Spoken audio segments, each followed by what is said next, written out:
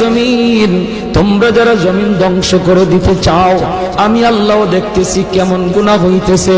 যেই মানুষে আমি আল্লাহ এত আদর করে বানাইলাম, আসমান আল্লাহ বানাইছেন কুন ফায়াকুন বইলা, ফেরেশতা আল্লাহ বানাইছেন কুন ফায়াকুন বইলা, জমিন আল্লাহ বানাইছেন কুন ফায়াকুন বইলা, কিন্তু আমারে আপনারে আল্লাহ পাক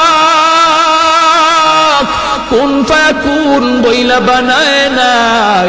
আমাকে আপনাকে যখন আল্লাহ বানাইছে, খালাকতু বিয়াদাইয়া, আল্লাহ বলে আমি আমার নিজের হাত দিয়া বান্দা বান্দিরে বানাইছি।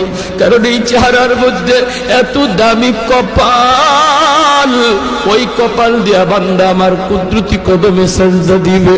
এই কপালটার এত দাম, এই কপাল কুন ফায়াকুন বললে হয় না, এই কপাল ফেরেশতাদের হাতে বানাইলেও হয় না, আমি আল্লাহ নিজের হাতে বানাইছি।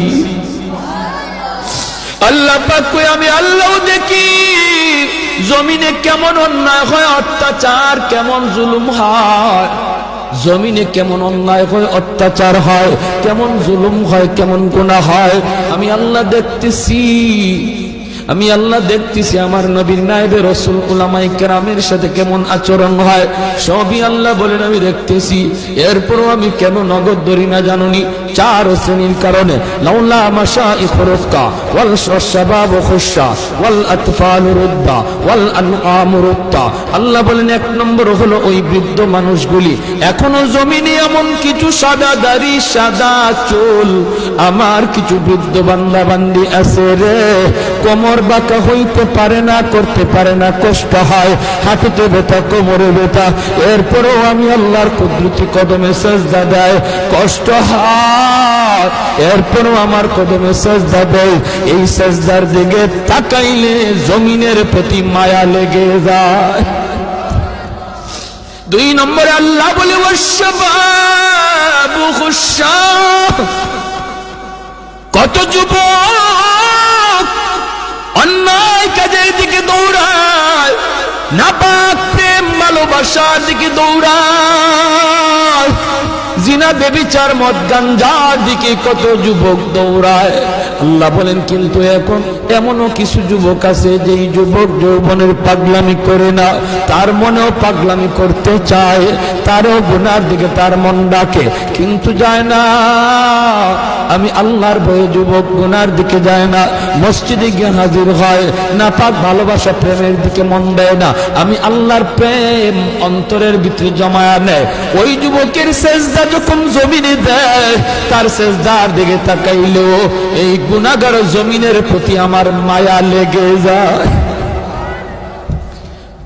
ওয়াল আতফাল রুদ্দা, আল্লাহ বলেন আরেকটা শ্রেণী হলো এই জমিনে কিছু শিশু বাচ্চা আছে যাদের কোনো গুনাহ নাই, ছোট ছোট বাচ্চাগুলি, এদের আমলনামা এখনো খোলা হয় নাই। যদি জমিনে আমি গজব দেই, গুনাহগারের সাথে শিশু বাচ্চাগুলি তারও এই গজবের শিকার হয়ে যায়, অথচ এই ঘরের বাবা দায়ী, এই ঘরের মা দায়ী, গুনার জন্য মা দায়ী, বাবা দায়ী, তাদের কারণে গজব আইছে, বাচ্চাটার কোনো দোষ নাই। গজবের কারণে বাবা যেমন গজবে পড়ে, মা যেমন পড়ে, বাচ্চাটাও গজবে পড়ে যায়। তার কান্নার দিকে তাকাইলে আমি আল্লাহ এই জমিনের প্রতি মায়া লেগে যায়। 4 নম্বর ওয়াল আনআম রুত্তা, আল্লাহ বলেন 4 নম্বর হলো জানুনি আরেক দল হলো দুনিয়ার ভিতরে কিছু পশু পাখি আছে, পশু পাখি আছে, এদের কোনো গুনাহ নাই, আযাব গজব, আসমানি গজব, জমিনি গজব যদি জমিনে আসে, মানুষের সাথে জীব জানোয়ার গুলিও গজবের শিকার হয়ে যায়, হাঁস মুরগিরাও গজবের শিকার হয়ে যায়, গরু ছাগল গুলা তারাও গজবের মধ্যে পড়ে যায়, অথচ এদের কোনো অন্যায় নাই, ওদের কোনো গুনাহ নাই, এদের দিকে তাকাইলেও জমিনের প্রতি মায়া লাগে। আল্লাহ কো জানুনি রে জমিন, জানুনি রে ফেরেশতারা, যদি এই 4 শ্রেণী জমিনে না থাকতো, যেই হারে জমিনের মধ্যে গুনাহ চলছে, যদি এই 4 শ্রেণী না থাকতো, তাহলে আমি কি করতাম?